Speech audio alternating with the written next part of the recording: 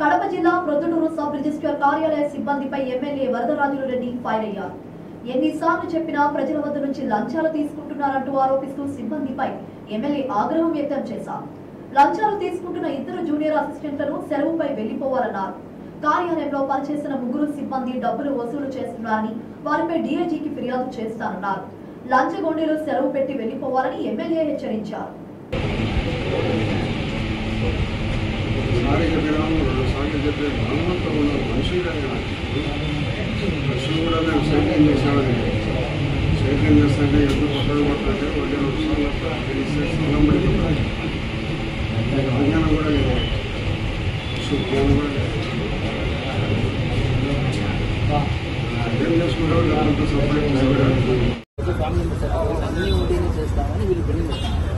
యాక్చువల్గా పాత 52, 53, 60 డెట్ సర్టిఫికేట్లు దొరకవు.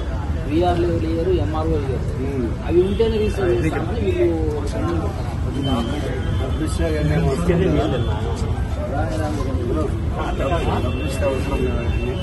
అది ఏం లేదు. ఎందుకు లేదు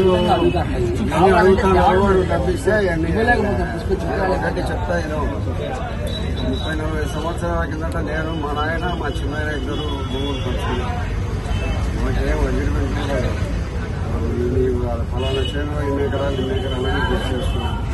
నేను 70 ఏళ్ళ కిందట మా చిన్న గారు పంచుకున్నాను.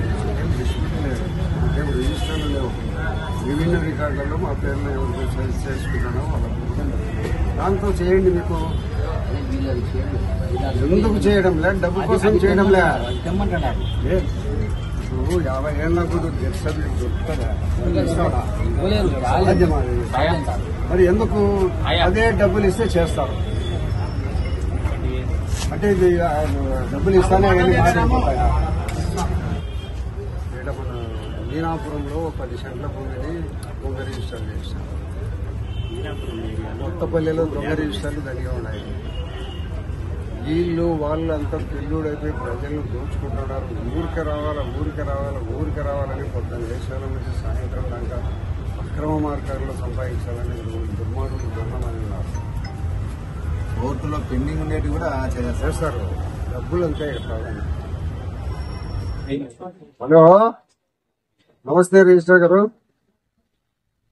ఏముంది, మీ ఆఫీసులో సబ్దర్ అని ఒకతను, ప్రవీణ్ ఒకరు, అటెండరు డబ్బులు చేసింది సాయంత్రానికి అంతా పంచుతున్నారు. అసలు ముందు 100 రూపాయలు ఉంటే ఇప్పుడు 200 పెంచినారు. ఈ 10 మిక్కాలైంది. ఆఫీసులో 2-3 ఉన్నారు, మిగతా వాళ్ళు. ఇది వాళ్ళ సొంత ఎస్టేట్ లాగా ఉంది. ఇష్టం వచ్చినప్పుడు పోవడము. మార్చినంత నిజాయితీ పనులు వేయండి. పొద్దుటూరులో డబ్బులు ట్రాన్సాక్షన్ విపరీతమైన రిజిస్టర్ తీసుకొచ్చి సంవత్సరానికి 1000 కోట్లు ప్రభుత్వానికి డబ్బు వచ్చే చోట మంచి వాళ్ళని వేయండి. మంచి వాళ్ళని కొంచెం నిజాయితీ పనులను వేయండి. లక్షల రూపాయల జీతాలు వస్తున్నాయి. ఏంటికి ఇంకా గడ్డి తింటున్నారు? లెటర్ పంపిస్తాలే.